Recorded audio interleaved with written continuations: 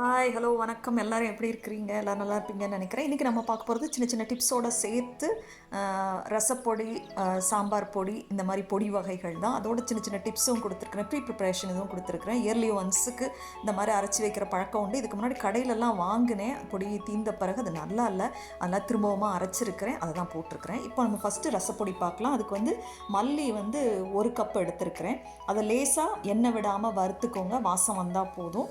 அதுக்கப்புறமா இல்லை வெயில் நல்லா இருந்ததுன்னா வெயிலே காய வச்சுக்கோங்க. நீங்கள் துவரம்பருப்பு எடுத்துருக்கிறேன். இது வந்து அரை தான் எடுத்துருக்கிறேன். இது வேணுன்னா கூட போடலாம், ஒரு சிலர் சேர்க்கறதில்ல. இது நான் இந்த தடவை தான் சேர்த்து அரைச்சிருக்கிறேன். அந்த மாதிரி நீங்கள் அரைச்சிக்கலாம். மிளகு வந்து 1/2 கப்பு போட்டிருக்கிறேன், கொஞ்சம் காரம் வேணுங்கிறதுனால. 1/2 கப்பு வந்து சீரகமும் சேர்த்துருக்கிறேன். சீரகத்தை கடைசியில் ஆஃப் பண்ணிவிட்டு கூட நீங்கள் சேர்த்துக்கலாம். வத்தல் எடுத்துக்கோங்க, ஒரு 10 வத்தல் எடுத்துருக்கிறேன். பெருங்காயம் எடுத்துக்கோங்க, கட்டி பெருங்காயம் இருந்தாலும் எடுத்துக்கோங்க. மஞ்சள் பொடி இதில் நான் ஆட் பண்ணலை. கருவேப்பிலை கூட ஒரு சிலர் சேர்க்குறாங்க, நான் கருவேப்பிலை சேர்க்கலை. ரசம் வைக்கும்போது நீங்கள் வந்து பூண்டு தட்டி போட்டால் போதும், அப்போ நீங்கள் கருவேப்பிலை கூட சேர்த்துக்கலாம். ஸோ இந்த ஆயிடுச்சு எனக்கு. அதை சூடாக ஆற வச்சு அதுக்கப்புறம் ஏர்டைட் கிளாஸ் பாட்டில்லையோ கண்டெய்னர்லேயோ நீங்கள் ஸ்டோர் பண்ணி வச்சுக்கோங்க. இது வெளியே வச்சுக்கலாம், இது கெட்டு போகாது, 4 வரைக்கும் வரும். நெக்ஸ்ட்டும் வந்து இந்த மாதிரி இன்னொரு பொடி பார்க்கலாம்.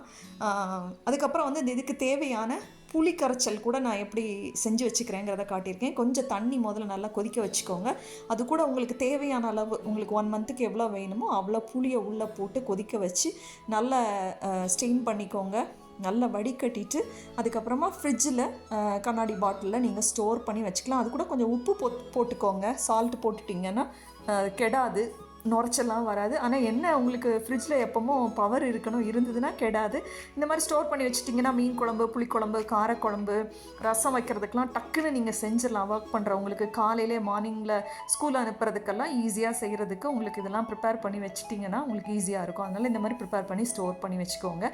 இந்த மாதிரி முன்னாடியே பிளான் பண்ணி எல்லாம் செஞ்சு ப்ரிப்பேர் பண்ணி வச்சுட்டோன்னா குயிக்காக நம்மளுக்கு வந்து குக்கிங் செய்ய முடியும். அடுத்தது பார்க்க போகிறது வெண்பொங்கல் ப்ரிப்பரேஷன் தான். அதுக்கு வந்து ரா ரைஸ், பச்சரிசி 1 கப் எடுத்துருக்கிறேன். எங்களுக்கு தேவையான அளவுக்கு நான் எடுத்துருக்கிறேன். 1/2 கப்பு பாசி பருப்பு எடுத்துருக்கிறேன். நீங்கள் வந்து 3/4 கப்பு கூட எடுத்துக்கலாம், அல்லது 1 கப் கூட எடுத்துக்கலாம். ரொம்ப டேஸ்டியாக தான் இருக்கும். மிக்ஸ் பண்ணி வச்சுக்கோங்க. அதுக்கப்புறமா நான் வந்து சீரக பொடி வச்சுருக்கிறேன், பெப்பர் பவுடரும் வச்சுருக்கிறேன், மிளகு பொடியும் அதுதான் நான் ஆட் பண்ணுவேன். இந்த மாதிரி நெய்யும் எடுத்து வச்சுக்கோங்க. இது வந்து அப்போ தான் நான் ஆட் பண்ணுவேன். அப்படி நெய்யில் நீங்கள் தாளித்து அப்படியே அதுக்குள்ளே போட்டு உப்பு போட்டு நீங்கள் வெண்பொங்கல் வச்சிடலாம். இந்த மூடியில் இருக்கிற அழுக்க வந்து இந்த மாதிரி வேஸ்ட் காட்டன் துணி, பழைய காட்டன் துணியை சின்ன சின்னதாக கட் பண்ணி கூட யூஸ் பண்ணிக்கலாம். அல்லது இந்த மாதிரி டிஷ்யூஸ் இருந்துன்னா உடனே தொடச்சி வச்சிட்டிங்கன்னா அந்த அழுக்கு பிடிக்காது, ஸ்லிப் ஆகி கிளாஸ் பாட்டில்லாம் விழுந்து உடையிறதெல்லாம் இருக்காது. நெக்ஸ்ட்டு வந்து நம்ம பொங்கல் வந்து செய்கிறதுக்கும் இதே மாதிரி மண்டவெல்லத்தை நான் உடச்சி வச்சுருக்கிறேன். அதையும் கொதிக்க வச்சு ஸ்டெயின் பண்ணி எடுத்து வச்சிட்டோன்னா வடிகட்டி இந்த மாதிரி ஆறின பிறகு உள்ளே வைங்க. அந்த புளிக்காய்ச்சலையுமே நீங்கள் ஆறின பிறகு வைங்க.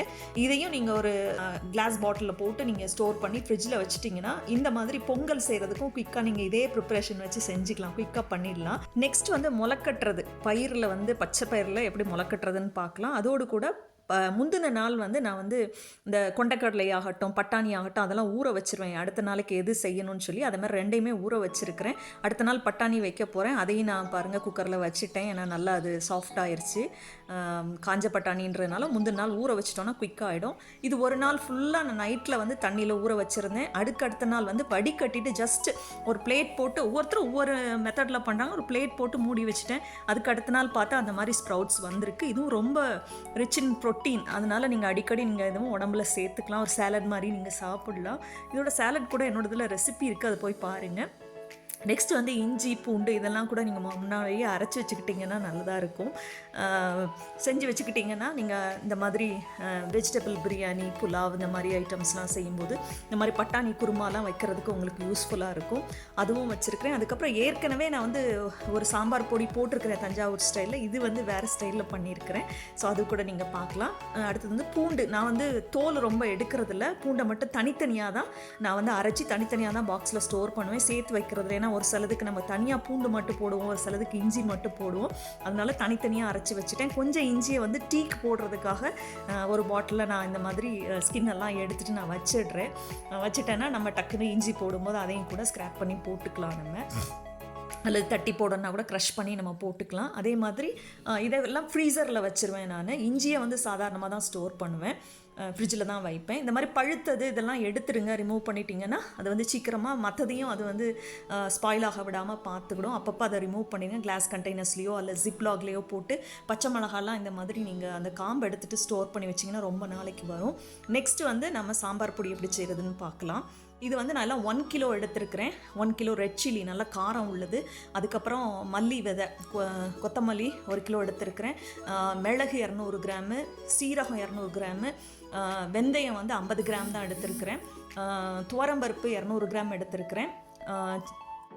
கடலைப்பருப்பு வந்து 150 கிராம் எடுத்திருக்கேன். கொஞ்சம் அரிசி ஒரு கைப்பிடி அளவு. கட்டி பெருங்காயம் தான் நான் போட்டேன், அதில் 50 கிராம் அதை நான் எடுக்கலை. கொஞ்சம் நீங்கள் மஞ்சள் பொடி சேர்த்துக்கோங்க. கருவேப்பிலை பொடி நான் சேர்க்கல அந்த தடவை, ஆனால் காட்டியிருக்கேன் உங்களுக்கு. நல்லா வறுத்துட்டே போடுங்க.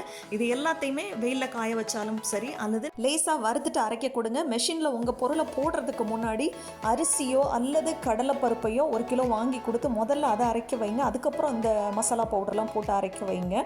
மெஷின்லேருந்து வந்தோடனே ஒரு பேப்பரில் அல்லது ஒரு தாம்பலத்தில் நீங்கள் வந்து நல்லா காய வச்சுட்டு, அப்பப்போ கூட நீங்கள் வெயிலில் கொஞ்சம் காய வச்சுட்டு எடுத்துட்டிங்கன்னா வண்டு எதுவும் விழாது. ஆனால் இது உள்ளது எதையும் போடாதீங்க, ஸ்பூன் எதுவும் போடாதீங்க.